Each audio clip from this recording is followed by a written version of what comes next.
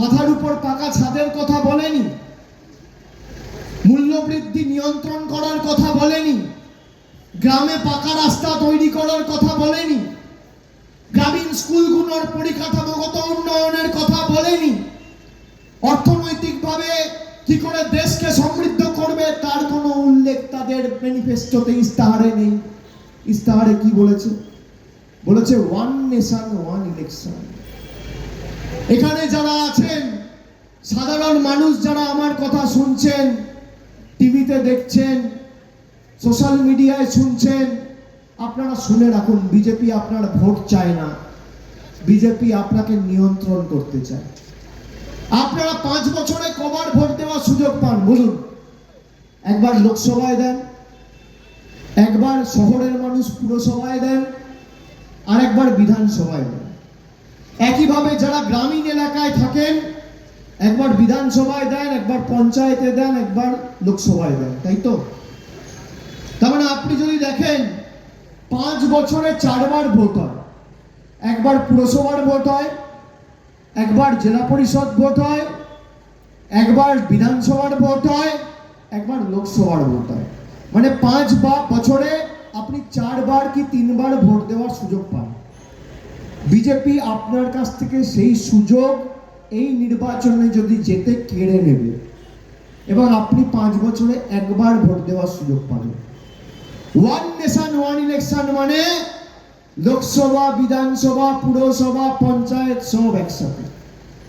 এবার আপনি ভাবুন, খালি আমি স্কুলে পড়াশোনা করছি, আমি যদি জানি যে বছরে 12 মাসে খালি 7 দিন পরীক্ষা হবে আর কোনো পরীক্ষা নেই, সে ছাত্র পড়াশোনা করবে? করবে কি করবে? এবার ছাত্র যদি দেখে প্রতি মাসে পরীক্ষা, প্রতি 2 মাসে পরীক্ষা, বাড়ি থেকেও চাপ থাকবে যে বাবা পড়, পরীক্ষায় ভালো ফল করতে হবে, নাহলে তো পাস করতে পারবি না। একইভাবে সমাজে যদি কোনো রাজনৈতিক দল জিতে রাজ্যে বা কেন্দ্রের ক্ষমতায় থাকে, আপনি যদি তার জনবিরোধী সিদ্ধান্তের উপরে তাকে কোনোদিন শাস্তি দিতে চান, সেই শাস্তি আপনি আর, সেই সুযোগ আপনি আর পাবেন না। এই হচ্ছে ওয়ান নেশন ওয়ান ইলেকশন। খালি আপনার ভোট চাইছে না, ভারতবর্ষের প্রধানমন্ত্রী বলছে যারা মাছ খায় তারা হিন্দু বিরোধী। কারা মাছ খান? একটু হাত তুলুন। কারা মাছ খান? মাছ খাও? আমি আগে দুপুরে খেতাম, এখন দুপুরেও খাই, রাত্রেও খাই, দুবেলা খাই। আপনাদের দীর্ঘদিন ধরে একটা দাবি রয়েছে হাসপাতালের। নির্বাচন মিটে যাওয়ার পর আমরা এই বিষয়কে অগ্রাধিকার দিয়ে দেখব। জন বার্লা 5 বছর আগে কথা দিয়েছিল যে হাসপাতাল করবো, হাসপাতাল হয়নি। গোর্খা ভাইদের এসটি তালিকাভুক্ত তারা করেনি। চা শ্রমিকদের জন্য 10 পয়সার প্যাকেজ এরা দিল্লি থেকে আনেনি। একটা বাড়ি তৈরি করেনি। 24,000 চা শ্রমিককে জমির পাট্টা আমাদের সরকার দিয়েছে। আমরা বলে করি, কার গ্যারেন্টি নেবেন? দিদির গ্যারেন্টি না মোদির গ্যারেন্টি? কার গ্যারেন্টি? আপনি ভাবুন, আপনাকে গ্যারেন্টি দিচ্ছি। এই যে এখানে এই যে দোকানগুলো রয়েছে, আপনি একটা দোকানে ঢুকবেন, যদি একটু চা পাতা কিনতে যান বলবেন চাটা ভালো হবে তো কাকু? একটা মশার কয়েল কিনতে গেলে 10 বার জিজ্ঞেস করেন, কি গো মশা যাবে তো, তাড়াতে পারবো তো মশা? সাবান কিনতে গেলে বলেন সাবানের ফেনা হবে তো, ভালো চলবে তো?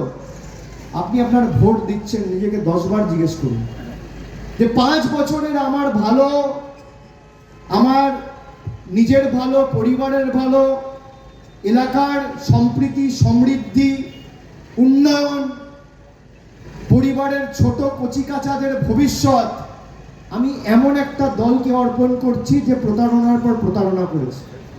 আর অন্যদিকেও আরেকটা দল মমতা বন্দ্যোপাধ্যায়, যেখানে আলিপুরদুয়ার, জলপাইগুড়িতে ঘূর্ণিঝড় হলে রাত্রির 12টার সময় কলকাতা থেকে ছুটে আসে, মানুষের পাশে দাঁড়ায়। আপনি দেখুন, আপনি দূরের মোদির গ্যারেন্টি নেবেন না পাশের দিদির গ্যারেন্টি নেবেন? সবাই কর্মসূচিতে যা ভিড় হচ্ছে, বিজেপির নেতাদের ঘুম উড়ে গেছে। এরা কালকে প্রচারের শেষ দিন, তারপর চেষ্টা করবে বাড়ি বাড়ি গিয়ে টাকা বিলি করা।